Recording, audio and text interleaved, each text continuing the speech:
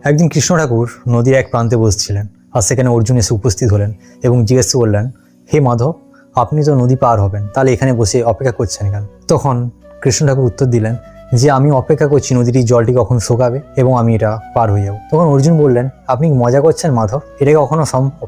নদীর জল কিভাবে শুকাবে? আর আপনি যদি নদীর জল শুকানোর জন্য অপেক্ষা করে থাকেন তাহলে এটা তো কখনোই সম্ভব না, এটা তো কখনোই শুকাবে না, তাহলে তো আপনার পার হতেই পারবেন না। তখন কৃষ্ণ ঠাকুর বললেন, আমি তো এটাই বোঝাতে চাইছি যে মানুষ সবসময় ভাবে তার প্রবলেমগুলো, দায়িত্বগুলো শেষ হয়ে গেলে সেই যেই জিনিসগুলো ভালোবাসে সেই জিনিসগুলো করবে, কিন্তু বাস্তব তো এটাই যে কখনোই ওই প্রবলেম বা দায়িত্ববোধ শেষ হয় না। কারণ জীবনে আজ একরকম দায়িত্ববোধ আছে, কাল আরেক রকম দায়িত্ববোধ হয়। জীবনের চলমান পথে বিভিন্ন রকম দায়িত্ববোধ সবসময় আসতেই থাকে, প্রবলেম আসতে থাকে।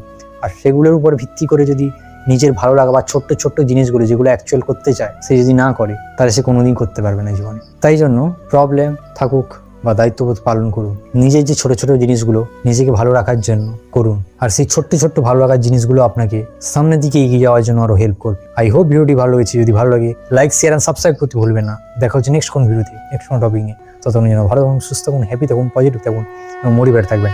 আজকের মতো এতটাই।